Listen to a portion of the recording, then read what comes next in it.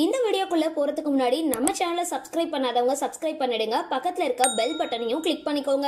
வாங்க வீடியோக்குள்ள போகலாம். எதிர்நீச்சல் சீரியல்ல நடிச்சிட்டு வர அன்புக்கரசி பத்தின தகவல் தற்பொழுது வெளியாகி இருக்கு. இவங்க இந்த சீரியல்ல நடிக்கிறதுக்கு முன்னாடி பெரிய திரையில நடிச்சிருக்காங்க. தற்பொழுது எதிர்நீச்சல் தொடர்கிறது அப்படின்ற 2ஆம் பாகம் தொடங்கப்பட்டிருக்கு. இதுல குணசேகரனோட மகன் தர்ஷனுக்கும் அன்புக்கரசிக்கும் திருமணம் நடக்க பல விஷயங்கள் நடந்துகிட்டு வருது. ஒரு பக்கம் இந்த திருமணத்தை நிறுத்த வீட்டோட மருமகள்கள் போராடிட்டு வராங்க.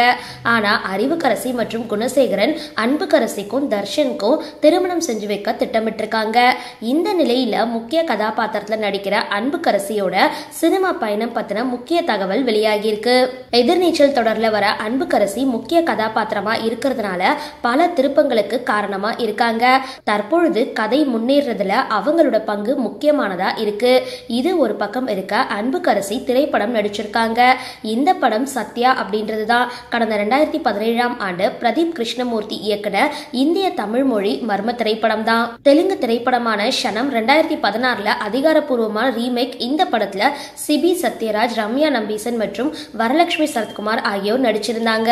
இதுல ரியா பேபியா, எதிர்நீச்சல் அன்புக்கரசியான ஷெரின் தாரா நடிச்சிருக்காங்க. இந்த படம் வெற்றி கொண்டாட்டத்தின் போது எடுக்கப்பட்ட புகைப்படங்கள் தற்பொழுது வெளியாகி மக்களை ரொம்பவே ஆச்சரியப்படுத்திட்டு வருது. இது தவிர இவங்க சின்ன வயசுல பல சீரியல்கள்ல சின்ன வயது கதாபாத்திரத்துல நடிச்சிருக்காங்க. சரி, இந்த வீடியோ பத்தின உங்களோட கருத்துக்களை கீழே கமெண்ட் பாக்ஸ்ல போஸ்ட் பண்ணுங்க. வீடியோ பிடிச்சிருந்தா லைக் பண்ணுங்க, ஷேர் பண்ணுங்க, மறக்காம டிபி காபி சேனலை சப்ஸ்கிரைப் பண்ணுங்க.